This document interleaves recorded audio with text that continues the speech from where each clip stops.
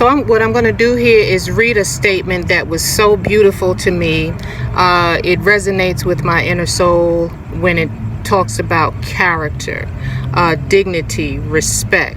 And it was a statement that was given by Judge Susan Eagan as she addresses the disparities in East Buffalo with the Buffalo shooting. I originally wanted to do this to send something to the Department of Justice on 3 cases that I felt as though were not done fairly. But as I may not wake up tomorrow morning, I at least want to just redo what she said on my YouTube channel so I can have it here. As she, and the reason I want to do this is because, as she said, in this world, our characters are being tested. The future of our nation is at stake. She goes on to say, are we up for the challenge? I believe we are. So here we go. I just thought of something before I start reading what she said during her sentencing, is that sometimes I may not explain things well. But for those that say, Emily, what are you doing? It's not going to matter. Things are going to always be this way. This is the way life is. Or your words are falling on deaf ears. And I would like to say, I'm ignoring you right now. This is something I want to do. This is something I feel in my heart, in my soul. Okay, Judge Susan Eagan starts out by giving thanks to the Buffalo Police Department, who without hesitation ran towards the danger of an active shooter. And I'm trying to get to the point of what I felt as though was a nitty-gritty that was pretty emotional for me. So after she thanked the Buffalo Police Department, she says she spent a lot of time thinking about this case, the community, the nation, and where do we go from here. It all comes down to character and having the strength to stand up for what is right. Our character is not defined by the good and easy times. It is defined by the hard and challenging times. And often our character is built not necessarily by what we say, but by what we do. She goes on to say, I am both immensely proud and grateful for the way the Buffalo has rejected the evil and hate that was inflicted on our community. The character of good people throughout the city, county, state, nation, and even internationally has shown, though, as they have stood with the victims of this heinous and cruel act. This indictment speaks for the 13 victims and their families that lost the most. But they are not the only victims. There are thousands that have been traumatized directly and vicariously by this defendant's actions. We have seen the community's turnout and support and are seeing signs of much needed change in East Buffalo. It is a testament of love and compassion to overcome evil and hate by turning pain into purpose. But it is just the beginning. We have a long way to go. This hateful act and other similar hateful acts across the country, motivated by white supremacy and replacement theory, are a reckoning for us as a nation. The ugly truth is that our nation was founded and built in part on white supremacy, starting with the treatment of Native Americans by first European settlers to the cruel, inhumane economic engine, nation-building practice of slavery. To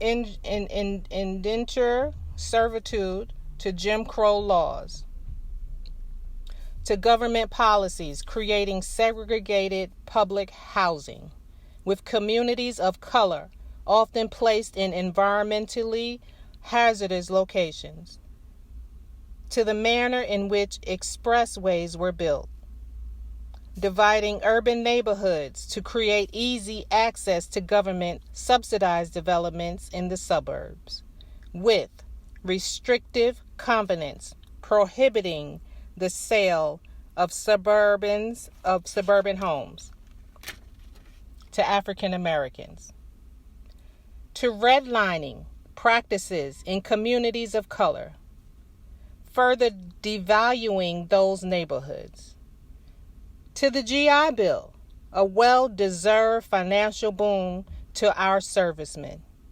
unless, of course, you were a serviceman of color, to the war on drugs and mass incarceration, disproportionately of man of color, to the school, to the prison pipeline, to the inequalities in education, employment opportunities, and compensation to the existence of food deserts and inadequacies in health care.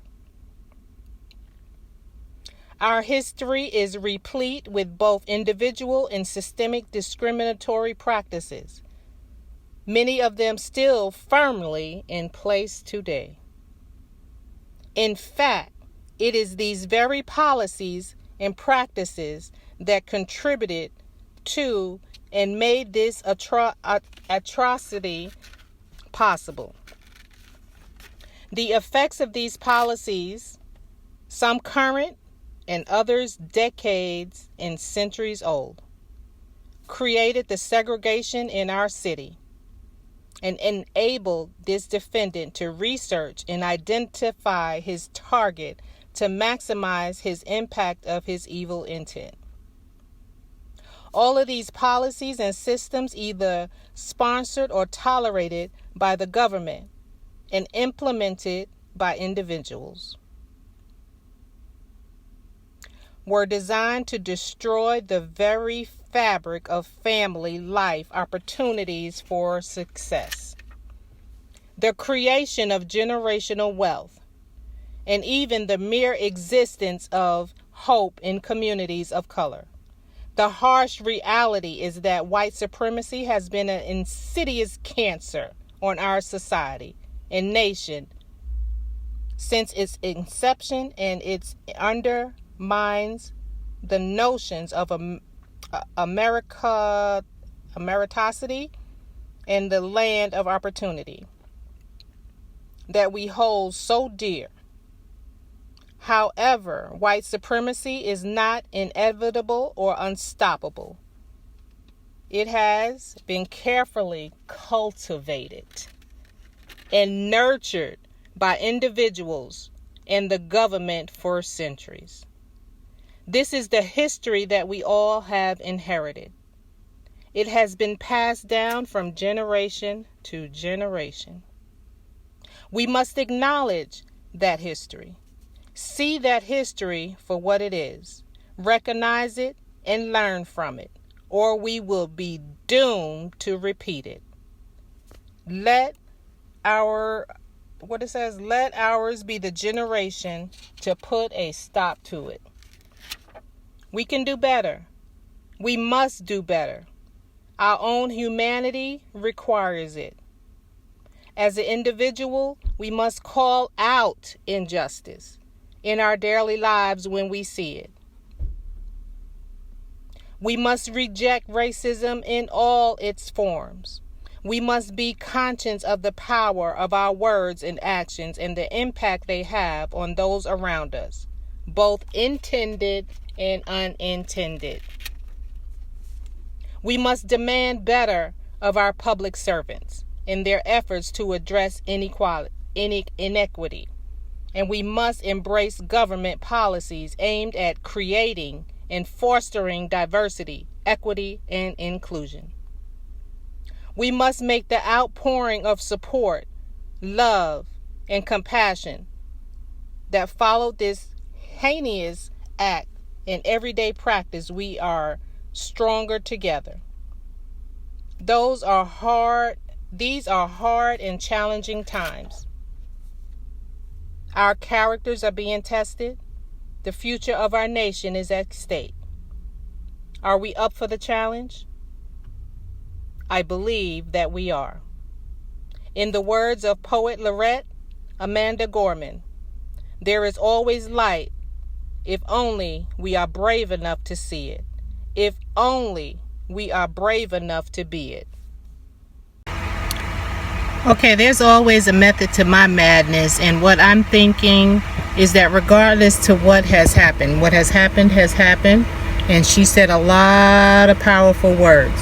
So the thing is, when you are ready to change, when you are ready to do something different, it is time to take those steps to do something different and stop blaming everyone else.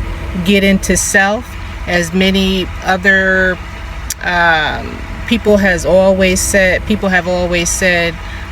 learn to think for yourself, do for yourself, and this can be done. You have to fight for it.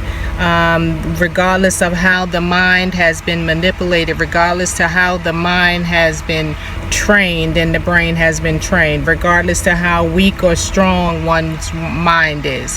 When you are ready to do something and you're ready to do something different that is for you, you can do it. You have the leader inside of you to do whatever you want to do.